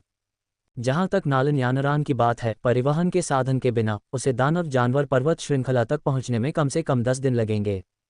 लियू लिंग के पास एक 4th grade purple crystal wing lion king था और उसकी गति के साथ वह लगभग 10 दिनों में टैगरे रेगिस्तान पहुंच जाएगा। अगर वह स्टोन डेजर्ट सिटी की ओर जा रहा होता तो उसे 2 दिन और लगते। एक पल के बाद गूहे ने अपने विचारों को अपने दिमाग से निकाल लिया और आगे की ओर देखा। कुछ ही दूर पर एक ऊंची शहर की दीवार धीरे धीरे दिखाई देने लगी। वे सांप लोगों के मुख्य क्षेत्र में पहुंच गए थे और ये शहर की दीवार सांप लोगों की रक्षा की पहली पंक्ति थी। ऊंची शहर की दीवार पर दर्जनों मीटर ऊंची अनगिनत तीर टॉवर घनी तरह से भरे हुए थे, जिनमें से हल्के बैंगनी तीर चांदनी के नीचे एक ठंडी चमक उत्सर्जित कर रहे थे। ऊंचाई पर उड़ते हुए, भले ही यह इस किले में उसका दूसरा समय था, गूहे इसकी विशालता पर आश्चर्यचकित हुए बिना नहीं रह सका। ये किला अकेले ही स्टोन डेजर्ट सिटी से बड़ा था, जो वास्तव में एक महत्वाकांक्षी उपक्रम था। इससे साबित हुआ कि स्नैक पीपल हमेशा से ही मानव आक्रमण के प्रति सतर्क रहे हैं। गूहे ने अपना रूप नहीं छिपाया। ब्लैक स्केल फ्रिगेट पायथन पर सवार होकर वह सीधे स्नैक पीपल के इलाके की गहराई की ओर बढ़ गया। नीचे शहर की दीवार पर सैकड़ों पूरी तरह से सशस्त्र स्नैक पीपल तीखे भालों के साथ गश्त कर रहे थे। इस समय एक अजीब चीख, जो भेड़िए और लोमड़ी के मिश्रण जैसी थी, अचानक आकाश में गूंज उठी। चीख सुनकर गूहे के हाव भाव थोड़े बदल गए। ऊपर देखने पर उसने शून्य में चक्कर लगाते हुए कई अजीब काले पक्षियों को देखा। जाहिर है वे आसमान में स्नैक पीपल द्वारा स्थापित एक तरह की चेतावनी प्रणाली थी। ऐसा लगता है कि पिछली घटना के बाद स्नैक पीपल ने अपनी सुरक्षा बढ़ा दी है। पिछली बार जब वह वहां से गुजरा था तो उसने इन पर ध्यान नहीं दिया था। जाहिर है इन बड़े पक्षियों को इस दौरान स्नैक पीपल द्वारा स्थापित किया गया था। चेतावनी, सावधान, आसमान में कोई है, भाला फेंकने वालों तैयार हो जाओ, जहर डालो, लॉन्च करने के लिए तैयार हो जाओ। अंधेरी रात में गूंजती चेतावनी को सुनकर शहर की दीवार से एक ठंडी और कठोर चीख गूंजी। यह आदेश सुनकर कुछ हद तक घबराए हुए स्नैक पीपल गार्ड अचानक शांत हो गए। उन्होंने जल्दी से अपनी कमर से लटके भालों पर जहर लगाया और फिर गूहे की ओर देखा, जो ब्लैक स्केल फ्रीजिड पायथन पर सवार था। हे भगवान, ये किस तरह का जादुई जानवर है? इसका शरीर इतना विशाल क्यों है? ये कम से कम 5वीं कक्षा का जादुई जानवर होना चाहिए, है ना? नहीं, ये 6ठी कक्षा का जादुई जानवर होना चाहिए। देखो, इस जादुई जानवर पर एक इंसान बैठा है। शहर की दीवार पर स्नैक पीपल गार्ड आसमान में ब्लैक स्केल फ्रीजिड पायथन को घूर रहे थे। उनकी आंखें सदमे से भर गई थीं। मुझे उम्मीद नहीं थी कि पहले किले में ही मेरी खोज हो जाएगी। सैकड़ों आंखों की निगाहों के सामने गूहे थोड़ा स्तब्ध रह गया। फिर उसके होठों पर एक हल्की मुस्कान दिखाई दी, क्योंकि वह नीचे की ओर ध्यान दिए बिना सांप लोगों के मुख्य क्षेत्र की ओर उड़ता रहा। इस जादुई जानवर की स्थिति पर निशाना लगाओ, इसे मेरे लिए नीचे गिरा दो। शहर की दीवार पर एक सुंदर और ठंडी सांप महिला, उसकी खूबसूरत आंखें गुस्से से भरी हुई थीं, आकाश में विशाल प्राणी को देख रही थी। एक पल के बाद वह ठंडे स्वर में चिल्लाए। जैसे ही सांप महिला का आदेश आया, शहर की दीवार पर सैकड़ों पूरी तरह से सशस्त्र सांप लोग एक साथ चिल्लाए। अपने दाहिने पैरों से पीछे हटते हुए उनके शरीर आधे घुमाए और फिर अचानक आगे झुक गए। तुरंत जहर से लिपटे भाले हवा में उछले, जिससे हवा के माध्यम से टूटने की तेज आवाज पैदा हुई, जो खामोश रात में गूंज रही थी। ये शापित इंसान, क्या वे वास्तव में सोचते हैं कि मेरे सांप लोगों को धमकाना आसान है? वे बार बार हम पर आक्रमण करने की हिम्मत करते हैं। जहरीले भालों की श्रृंखला से ढके आकाश में विशाल प्राणी को घूरते हुए ठंडी और आकर्षक दिखने वाली सांप महिला ने अपने चांदी के दांत भींचे और गुस्से से बोली, आज मैं सुनिश्चित करूंगी कि तुम मनुष्यों के पास वापस जाने का कोई रास्ता न हो। आसमान को ठंडे स्वर में घूरते हुए सांप महिला की आंखों में एक गहरी हत्या की मंशा दिखाई दी। हालांकि शहर की दीवार पर सैकड़ों लोगों की निगाहों के सामने जैसे ही जहरीले भाले शरीर पर लगने वाले थे, एक चमकदार क्रिस्टल परत तुरंत ब्लैक स्केल फ्रीजेड पायथन के शरीर पर जम गई। अनगिनत जहरीले भाले ब्लैक स्केल फ्रीजेड पायथन को ढकने वाली क्रिस्टल परत पर गिरे, जिससे तीखी टक्कर की आवाजें निकली, लेकिन वे इसके बचाव को भेद नहीं पाए। एक पल के बाद नीचे के सांप लोगों के आश्चर्य के लिए विशालकाय प्राणी घातक भालों की बौछार के बीच से उड़ गया। उसका शरीर एक पल के लिए भी नहीं रुका, तेजी से शहर की दीवार से बाहर उड़ गया और अंत में जल्दी से अंधेरी रात में गायब हो गया। लानत है! गायब हो रहे विशालकाय व्यक्ति को घूरते हुए शहर की दीवार पर खड़ी सांप महिला ने अपनी मुट्ठी अपने सामने की दीवार पर पटक दी। तुरंत दरारें फैल गईं, जिससे आसपास के सांप लोगों के सैनिक डरकर चुप हो गए, बोलने से डरने लगे। शहर को साफ करो, शहर की दीवार की मरम्मत करो, तुरंत आसपास के सभी सांप लोगों के कबीलों को खुफिया जानकारी भेजो और अन्य 7 प्रमुख जनजातियों के नेताओं को सूचित करो। उनसे इस मानव शक्ति का शिकार करने के लिए विशेषज्ञों को भेजने के लिए कहो। घने काले रात के आसमान को देखते हुए सांप महिला की ठंडी आवाज में हत्या के इरादे भरे हुए थे। टैगरे रेगिस्तान की गहराई में मेडुसा मंदिर। एक शक्तिशाली आभा अचानक एक गुप्त कमरे से फूट पड़ी, फिर मुख्य हॉल की ओर बढ़ गई। बड़े, तुम सच में टूट गए। रानी मेडुसा ने सांप लोगों के बुजुर्ग को देखा, जो अचानक अपने लुभावने चेहरे पर आश्चर्य के साथ मुख्य हॉल में प्रकट हुए। बुजुर्ग का मूल रूप से बूढ़ा चेहरा वास्तव में बहुत छोटा हो गया था और यहाँ तक कि कुछ सफ़ेद बाल भी फिर से काले हो गए थे। ये सुनकर बुजुर्ग के चेहरे पर मुस्कान आ गई और उसने हल्के से कहा, हाँ, मैं पूर्वजों के दायरे में पहुँच गया हूँ। 3 महीने पहले एक लड़ाई में 4 एल्डर्स गंभीर रूप से घायल हो गए और कोमा में चले गए, जिससे उनकी सारी जीवन शक्ति लगभग समाप्त हो गई। एक महत्वपूर्ण क्षण में रानी मेडुसा केवल ब्लू एबिस लाइफ एक्सटेंडिंग पिल निकाल सकती थी और इसे एल्डर को लेने के लिए दे सकती थी। फिर उसने अन्य 3 एल्डर्स के भौतिक शरीर को सील करने के लिए स्नैक पीपल की एक गुप्त तकनीक का उपयोग किया। स्नैक पीपल की गुप्त तकनीक तीनों एल्डर्स के शरीर में अस्थायी रूप से जीवन शक्ति को संरक्षित कर सकती थी, जिससे आगे की हानि को रोका जा सकता था। अगर उन्हें भविष्य में कुछ स्वर्गीय खजाने मिल जाते तो उनके ठीक होने का मौका मिल सकता था। ब्लू एबिस लाइफ एक्सटेंडिंग पिल लेने के बाद एल्डर की जीवन शक्ति आधी हो गई, जिससे अप्रत्याशित रूप से सफलता का अवसर मिला। 3 महीने एकांत में रहने के बाद वह सीधे पूर्वज क्षेत्र में आगे बढ़ गया। इस समय एल्डर कुछ सोचने लगा, उसके चेहरे की मुस्कान गायब हो गई और उसने उदासीनता से कहा, महाराज, क्या उस चोर ने वास्तव में 3 महीने पहले आपके साथ एक सौदा किया था, जिसमें उसने 3 महीने बाद सांप लोगों के पास लौटने का वादा किया था? अध्याय 198 स्नैक पीपल जनजाति की पवित्र कलाकृति। एल्डर को अचानक इस विषय को उठाते देख रानी मेडुसा क्षण भर के लिए स्तब्ध रह गई। उसने उत्तर दिया, हाँ, उस व्यक्ति ने मेरे साथ एक सौदा किया था। उसने 3 महीने बाद स्नैक पीपल के पास लौटने और मुझे ग्रीन कोर लॉर्ड्स फ्लेम उधार देने का वादा किया था। ये सुनकर एल्डर ने तिरस्कारपूर्वक कहा, मेरी राय में वह बदमाश शायद नहीं आएगा। मनुष्य अपने वादों को तोड़ने के लिए कुख्यात हैं। एक बार जब उसके पास ग्रीन कोर लॉर्ड्स फ्लेम है तो वह इसे दूसरों को क्यों उधार देगा? हालांकि रानी मेडुसा ने अपना सिर हिलाया और कहा, नहीं, मुझे ऐसा लग रहा है वह सहमत हुए अनुसार वापस आएगा। आप ऐसे इंसान पर विश्वास करते हैं? एल्डर रानी मेडुसा के रवैये से कुछ हद तक नाखुश था। मत भूलो, बाकी 3 बुजुर्गों की ऐसी हालत किसने की? बुजुर्ग की बातें सुनकर रानी मेडुसा चुप हो गई। हाँ, उस बदमाश ने जबरन ग्रीन कोर लॉर्ड्स फ्लेम ले लिया, 4 बुजुर्गों को घायल कर दिया और स्नैक पीपल को बहुत नुकसान पहुंचाया। वह भी उसके लिए कैसे बोल सकती थी? ये सोचते हुए रानी मेडुसा की आवाज़ ठंडी हो गई। बड़े, मैं गलत थी। इस पर बुजुर्ग ने धीरे से सिर हिलाया और गंभीर स्वर में कहा, महाराज, सिर्फ एक ब्लू एबिस पिल के कारण उस बदमाश के बहकावे में मत आना। ग्रीन कोर लॉर्ड्स फ्लेम की तुलना में सिर्फ एक ब्लू एबिस पिल क्या है? मेरी राय में वह बदमाश सिर्फ दिखावा कर रहा है। क्या उसे लगता है कि ऐसा करके हम स्नैक पीपल इस गहरी नफरत को भूल जाएंगे? इस खूनी दुश्मनी का बदला लिया जाना चाहिए, महामहिम। जैसे ही एल्डर ने दृढ़ भाव से बात की, रानी मेडुसा की नाजुक भौहें थोड़ी सिकुड़ गईं। वह थोड़ी असंतुष्ट महसूस कर रही थी। जब से एल्डर ने पूर्वज क्षेत्र में प्रवेश किया, ऐसा लग रहा था कि अब वह उसे, रानी मेडुसा को, उच्च सम्मान नहीं देता। हालांकि इस दुनिया में ताकत सर्वोपरि है। वर्तमान स्थिति में रानी मेडुसा सीधे तौर पर अपना असंतोष नहीं दिखा सकती थी। उस दिन उस व्यक्ति ने चांदी का मुखौटा पहना हुआ था। हमने उसका चेहरा भी नहीं देखा है। एल्डर, हम बदला कैसे लें? रानी मेडुसा ने एल्डर को ठंडे भाव से देखा। इससे कोई फर्क नहीं पड़ता। जब तक हम पुष्टि कर लेते हैं कि वह एक इंसान है, ये काफ़ी है। एल्डर ने उदासीन भाव दिखाया। उन्होंने हल्के से कहा, हमें उसकी पहचान की परवाह करने की ज़रूरत नहीं है। जब तक वह मानव जाति का है, हम उसके साथ नहीं निपट सकते तो आसपास के साम्राज्यों के खिलाफ युद्ध कर सकते हैं। युद्ध करो। बुजुर्ग के शब्दों को सुनकर रानी मेडुसा अचानक चौंक गई। नहीं, बिल्कुल युद्ध नहीं करना। बुजुर्ग की आवाज़ ठंडी थी। क्यों?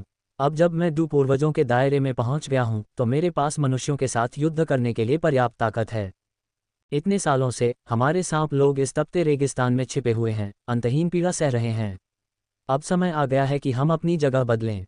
रानी मेडुसा ने फिर भी विरोध किया। बड़े, इंसानों की ताकत को कम मत आंको। अन्य मानव शक्तियों का जिक्र नहीं, बस पिछली बार के उस व्यक्ति के बारे में बात कर रही हूं। अगर तुम उससे फिर से भिड़ो, बड़े, क्या तुम में उसे हराने का आत्मविश्वास है? रानी मेडुसा ने पूछा।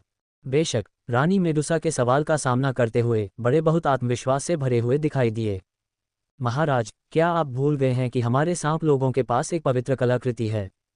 इन शब्दों पर रानी मेडुसा क्षण भर के लिए स्तब्ध रह गई। फिर उसने आश्चर्य से कहा, पवित्र कलाकृति? बड़े, क्या आप हमारे कबीले की पवित्र कलाकृति का उपयोग करने की योजना बना रहे हैं? लेकिन क्या पवित्र कलाकृति अनुपयोगी नहीं हो गई है? उसने सांप लोगों की पवित्र कलाकृति के बारे में कुछ जानकारी याद करते हुए कहा। जहां तक उसे पता था, सांप लोगों और मनुष्यों के बीच महान युद्ध के दौरान पवित्र कलाकृति को मानव शक्तियों द्वारा नष्ट कर दिया गया था और अनुपयोगी बना दिया गया था। हमारी पवित्र कलाकृति को मनुष्य इतनी आसानी से कैसे नष्ट कर सकते हैं? बुजुर्ग के चेहरे पर उसकी बातों पर तिरस्कार के भाव दिखाई दिए। वास्तव में मनुष्यों के साथ महान युद्ध के दौरान पवित्र कलाकृति के सार को नुकसान पहुंचा था। लेकिन पिछले कई वर्षों से हम पवित्र कलाकृति की मरम्मत पर काम कर रहे हैं। हालांकि यह अभी अपनी अधिकतम शक्ति को प्रकट नहीं कर सकता है, लेकिन ये पहले से ही पर्याप्त है। अपने भीतर एक पूर्वज की अपार शक्ति को महसूस करते हुए एल्डर के चेहरे पर आत्मविश्वास झलक रहा था। अपनी वर्तमान शक्ति के साथ मैं पहले से ही पवित्र कलाकृति की शक्ति को आरंभ कर सकता हूँ। पूर्वज शक्ति के साथ, पवित्र कलाकृति के आशीर्वाद के साथ, मुझे विश्वास है कि भले ही एक 4 सितारा पूर्वज उतर आए, मैं अभी भी अपनी जमीन पर कायम रह सकता हूँ। इसलिए महामहिम, चलो युद्ध करते हैं। एल्डर के चेहरे पर कट्टरता का संकेत दिखा जब उसने रानी मेडुसा को देखा। हमारे सांप लोगों के लिए इस लानत रेगिस्तान को छोड़ने का समय आ गया है। एल्डर को देखकर, जो उत्साह से भर गया था, रानी मेडुसा ने भौहें सिकुड़ी और चुप हो गई। काफी देर बाद रानी मेडुसा ने धीरे से कहा, इस मामले पर सावधानीपूर्वक विचार करने की आवश्यकता है। एल्डर, मेरी राय में। रानी मेडुसा कुछ और कहना चाहती थी, विरोध करने के लिए शब्द नहीं थे, लेकिन इस समय एक शक्तिशाली आभा अचानक मेडुसा मंदिर पर उतर आई। महाराज, 3 महीने की समय सीमा आ गई है। मैं वादे के अनुसार आया हूँ। मुझे उम्मीद है कि मैं जल्द ही आपसे मिलूंगा। आवाज़ के बाद मेडुसा मंदिर के ऊपर एक स्पष्ट और मधुर आवाज़ गूंजी। इस आभा को महसूस करते हुए रानी मेडुसा का चेहरा तुरंत बदल गया। फिर आवाज़ सुनते ही उसने प्रतिक्रिया व्यक्त की। ये वही है। रानी मेडुसा के चेहरे पर एक हैरान करने वाला भाव दिखा। उसे उम्मीद नहीं थी कि वह आदमी वास्तव में आएगा। स्नैक पीपल एल्डर को भी इसका एहसास हुआ। हाँ, अप्रत्याशित रूप से ये बदमाश वास्तव में आ गया। बुजुर्ग हंस पड़े और फिर उनकी आंखों में अत्यधिक हत्या करने की मंशा दिखाई दी। इस बार मैं सुनिश्चित करूंगा कि उसके पास भागने का कोई रास्ता न हो। बुजुर्ग से निकलने वाली ठंडक को महसूस करते हुए रानी मेडुसा ने अपनी भौहें सिकोड़ लीं। बड़े, क्या तुम सच में उसके साथ युद्ध करने के लिए दृढ़ निश्चयी हो? इस व्यक्ति की ताकत अथाह है। मेरी राय में हमें लापरवाही से काम नहीं करना चाहिए। हालांकि इस समय बड़े के मन में घृणा का बादल छा गया था और वह रानी मेडुसा की बातें नहीं सुन पा रहा था। महाराज, ये स्वर्ग से भेजा गया अवसर है। इस बार मैं निश्चित रूप से अन्य 3 बड़ों का बदला लूंगा। बड़े ने बिना किसी संदेह के रानी मेडुसा को देखा। मैं महामहिम के लक्ष्य को जानता हूँ। जब तक मैं इस व्यक्ति को पकड़ता हूँ, तब तक हम ग्रीन कोर लॉर्ड्स फ्लेम प्राप्त कर सकते हैं। बड़े के चेहरे पर एक ठंडी मुस्कान थी, जो बहुत आत्मविश्वास से भरी हुई लग रही थी। ऐसा लग रहा था कि सब कुछ उसके नियंत्रण में था। ठीक है बड़े, कृपया सावधान रहें। आगे मनाने में असमर्थ महसूस करते हुए रानी मेडुसा अनिच्छा से बोली। हालांकि अंदर ही अंदर उसके मन में थोड़ी उम्मीद भी थी। क्या होगा अगर बड़े सच में जीत गए? हाँ महाराज, बस मेरी खुशखबरी का इंतजार करो। इस बदमाश ने अतीत में हमारे कबीले को जो अपमान पहुंचाया था, आज मैं उससे उसका 10 गुना 100 गुना बदला चुकाऊंगा। ये कहते ही एल्ड की आकृति चमक उठी और तुरंत मंदिर में गायब हो गई। अध्याय 199 अच्छा खजाना। मेडुसा मंदिर के बाहर ब्लैक स्केल फ्रीजेड पायथन का विशाल शरीर शून्य में कुंडलित था। शहर की बाहरी दीवारों पर एक घना और अशुभ आभा छाई हुई थी। चांदी का मुखौटा पहने हुए गूहे अपने हाथों को अपनी पीठ के पीछे करके ब्लैक स्केल फ्रीजेड पायथन पर चुपचाप खड़ा था। शहर की दीवारों के ऊपर कई स्नैक पीपल गार्ड धारदार हथियार चलाते हुए गंभीर भावों के साथ हवा में आकृतियों को ध्यान से देख रहे थे। कुछ स्नैक पीपल गार्ड जो 3 महीने पहले की लड़ाई में बच गए थे, ब्लैक स्केल फ्रीजेड पायथन पर खड़े गूहे को देख रहे थे। उनकी आंखों में डर के निशान थे। ये दृश्य 3 महीने पहले की तरह ही भयावह था। यह शापित दानव वास्तव में फिर से आया था। अपने आसपास के साथियों को देखते हुए ये बचे हुए स्नैक पीपल गार्ड अपने दिल में आह भर रहे थे। उन्हें आश्चर्य हो रहा था कि उनके कितने लोग इस लड़ाई में बच पाएंगे। कोई हलचल क्यों नहीं है? गूहे ब्लैक स्केल फ्रीजेड पायथन पर खड़े होकर मेडुसा मंदिर को देखा, जो लंबे समय से चुप था। उसकी आंखों में संदेह का भाव था। क्या ऐसा हो सकता है कि रानी मेडुसा यहाँ नहीं है? जैसे ही वह सोच रहा था, गूहे ने अचानक एक आश्चर्यचकित करने वाली आवाज निकाली। अपनी शक्तिशाली आत्मा की धारणा के प्रभाव में उसने महसूस किया कि मेडुसा मंदिर से एक दुर्जय आभा तेजी से आ रही है। क्या ऐसा हो सकता है कि रानी मेडुसा ने तोड़फोड़ की है? गूहे ने एक पल के लिए अनुमान लगाया, फिर अपना सिर हिला दिया। नहीं, ये रानी मेडुसा की आभा नहीं है। गूहे ने जल्दी से पहचान लिया कि जो व्यक्ति पूर्वज स्तर पर पहुंच गया था, वह रानी मेडुसा नहीं थी, क्योंकि उसकी अनोखी आभा थी।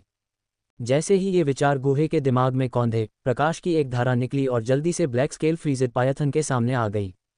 Snack people elder. अपने सामने खड़े बूढ़े आदमी को देखकर गूहे ने इस पराजित अधीनस्थ को तुरंत पहचान लिया। स्नैक पीपल एल्डर ने गूहे को ठंडे अंदाज में देखा।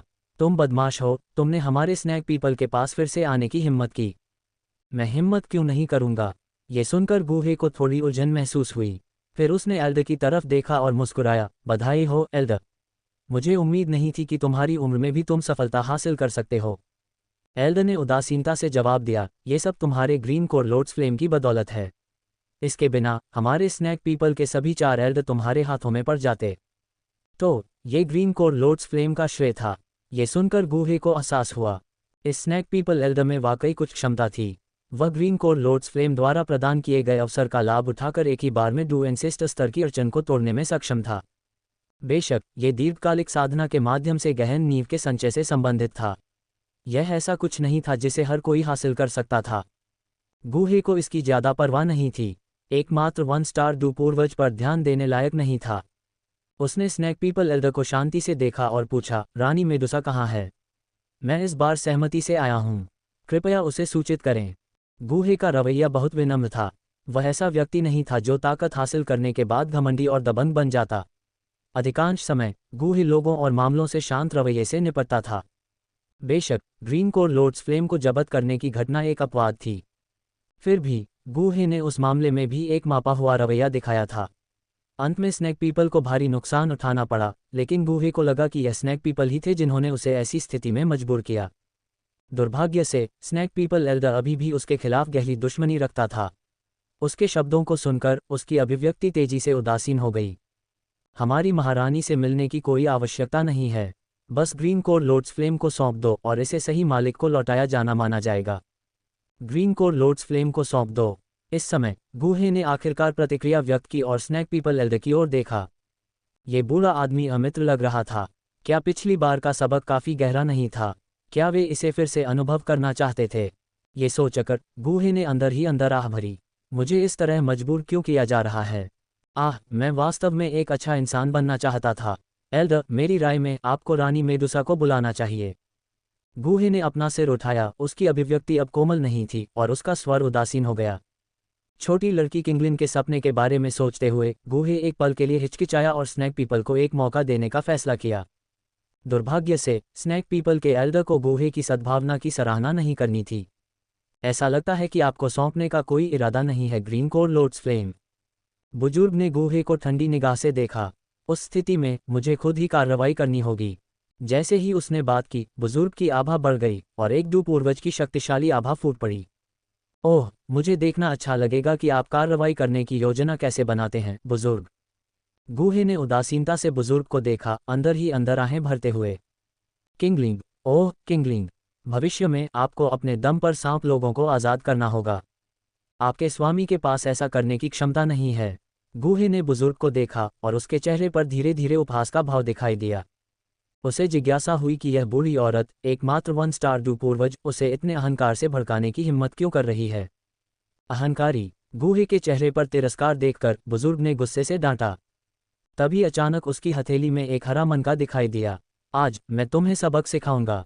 उस दिन तुमने हमारे सांप लोगों को जो अपमान पहुंचाया, उसकी कीमत मैं तुम्हें चुकाऊंगा। जब एल्डर ने हरे मनके में डुक्यूई डाला तो एक चमकदार हरी रोशनी अचानक फूट पड़ी, जिसने पूरे आकाश को रोशन कर दिया।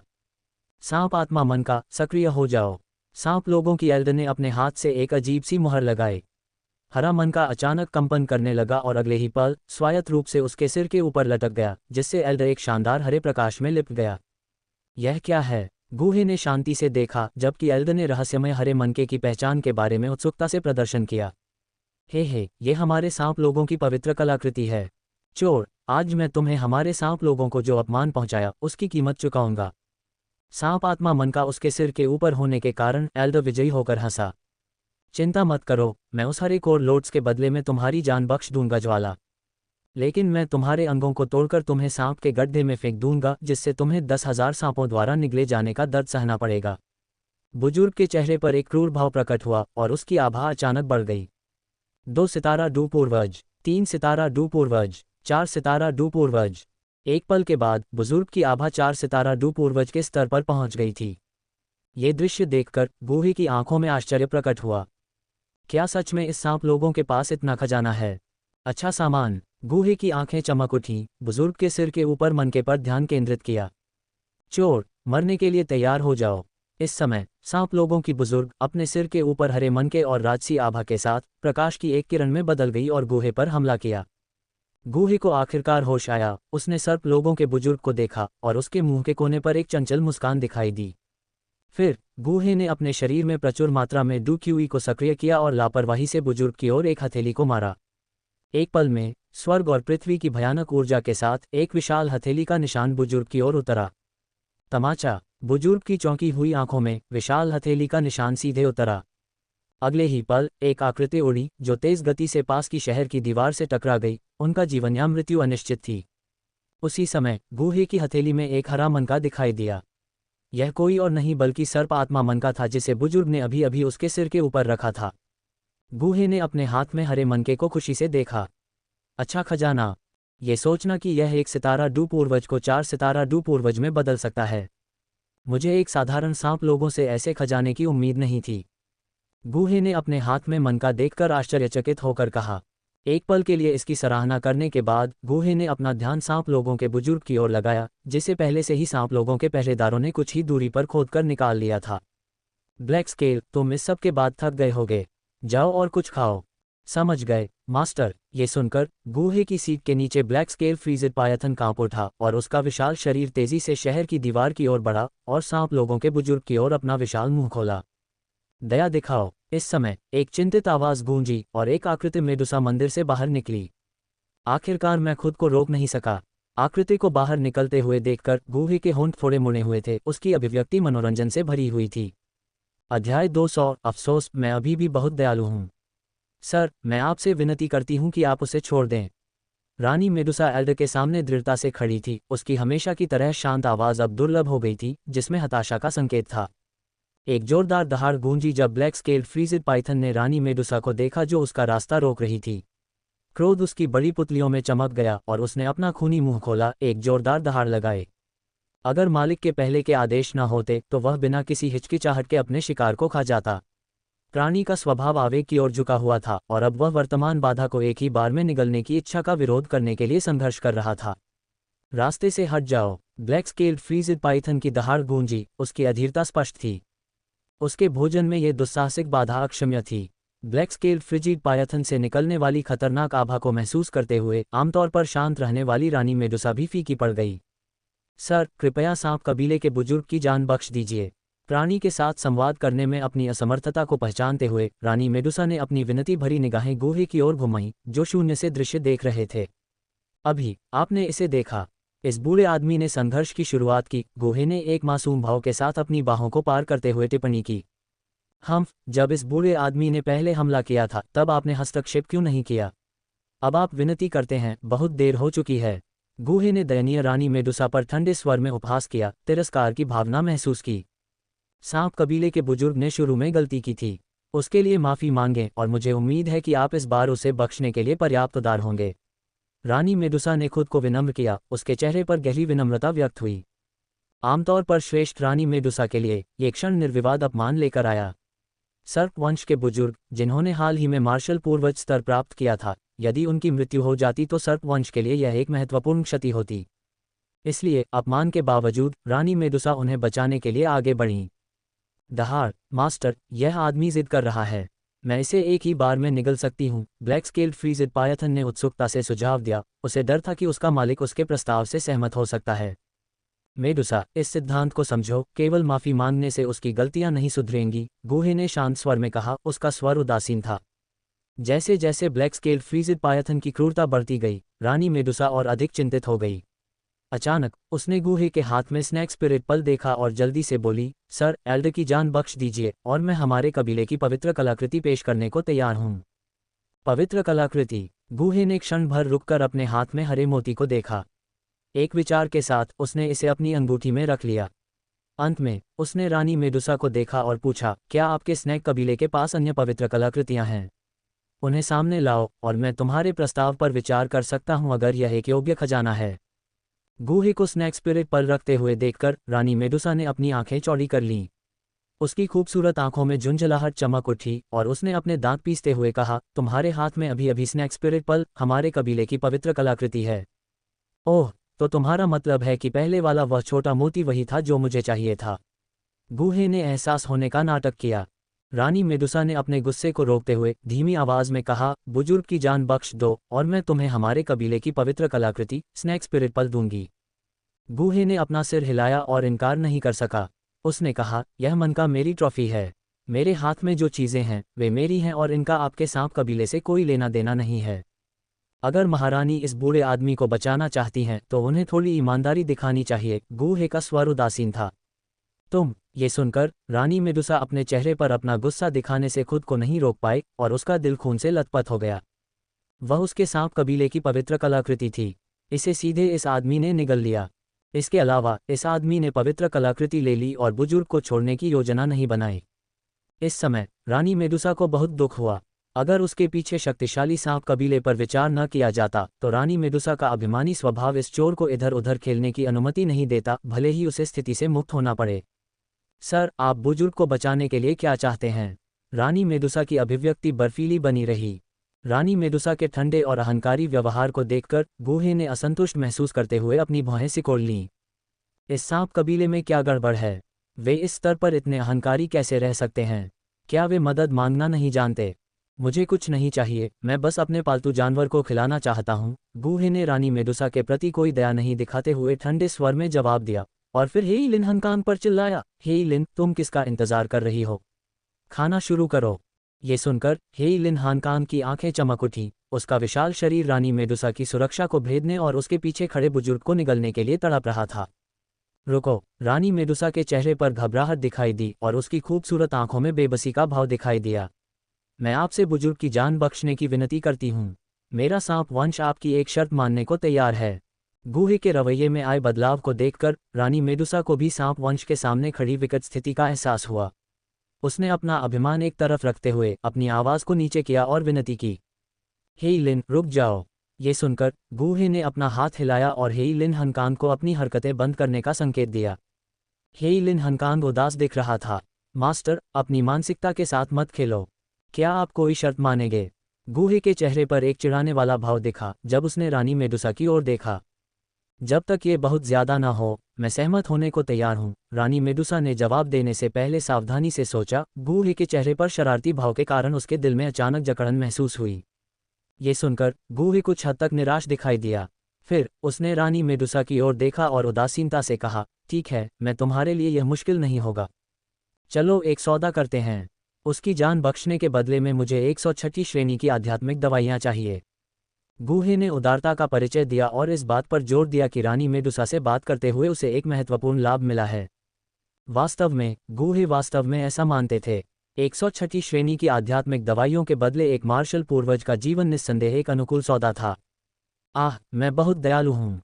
तुमने अभी क्या कहा? 106वीं श्रेणी की आध्यात्मिक दवाइयाँ। गूहे के अनुरोध को सुनकर रानी मेदुसा दंग रह गई और उसके सुंदर चेहरे पर तुरंत गुस्सा दिखाई दिया।